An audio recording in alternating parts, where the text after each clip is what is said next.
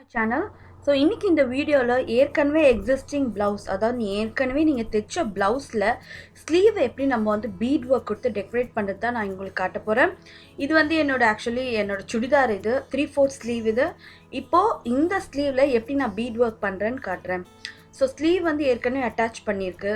So sleeve attach பண்ண அந்த தையல் தெரியும் பார்த்தீங்களா, கரெக்டாக அந்த ஷேப் எப்படி போதோ அதே மாதிரி இப்போ நம்ம பீடை வந்து இதில் வந்து அரேஞ்ச் பண்ண போகிறோம். ஸோ ஒரு பீடாக இந்த மாதிரி கரெக்டாக அந்த ஷேப்பில் வச்சு நம்ம தைக்க போகிறோம். இது வந்து பார்த்திங்கன்னா உங்கள் பட்டு சாரி ப்ளவுஸ் இருந்தாலும் சரி, இந்த மாதிரி ரா சில்க், இப்போ நான் வச்சுருக்க fabric it's raw silk.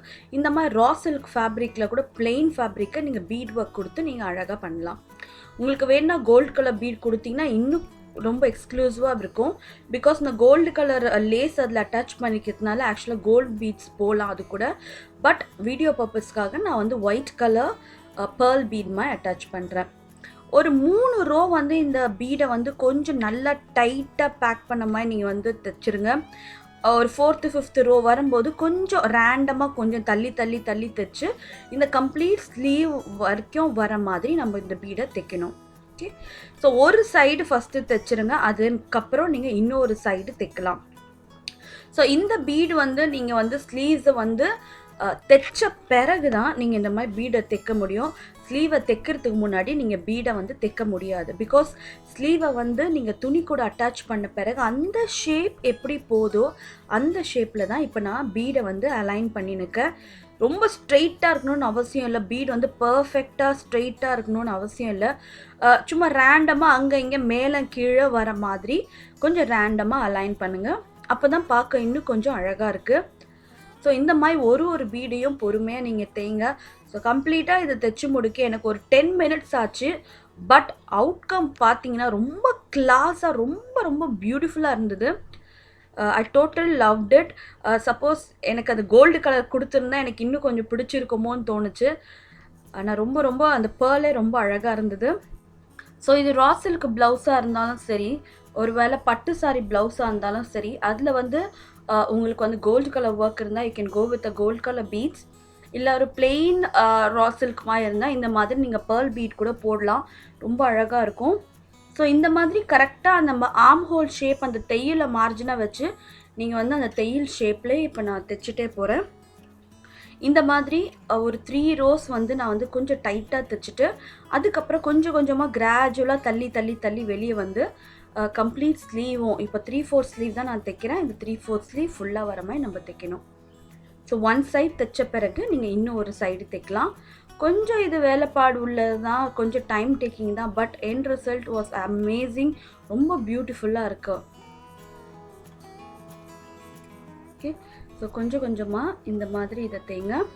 So இப்போ பார்த்தீங்கன்னா அடுத்த ரோ நான் வந்துட்டேன். அடுத்த ரோ வந்து திரும்பி ரேண்டமாக ஒரே லைனாக இல்லாமல் கொஞ்சம் மேலே கீழே வர மாதிரி இப்போ நம்ம இதை வந்து தைக்கிறேன்.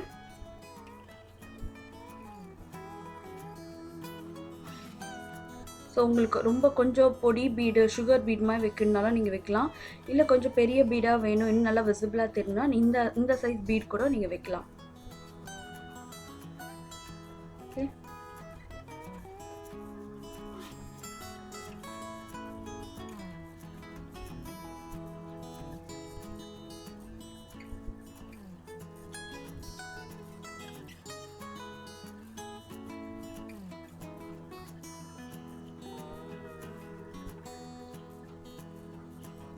ஸோ இந்த மாதிரி இப்போ நான் வந்து செகண்ட் ரோ வந்து கம்ப்ளீட் பண்ணுறேன்.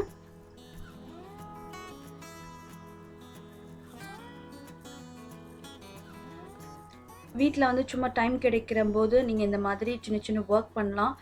ப்ளவுஸ் வந்து ரொம்ப அழகாக இருக்குது, எக்ஸ்க்ளூசிவாக இருக்கும். சும்மா நார்மலாக பேட்ச் ஒர்க் அந்த மாதிரி பண்ணுறத விட இது வந்து இன்னும் டிஃப்ரெண்ட்டாக இருக்குது. பார்த்திங்கன்னா ஒரு half the way நான் முடிச்சிருக்கேன். கொஞ்சம் நெருக்கமாக வந்து கொஞ்சம் தள்ளி வந்து பார்த்திங்கன்னா நல்லா தள்ளி வந்திருக்கு.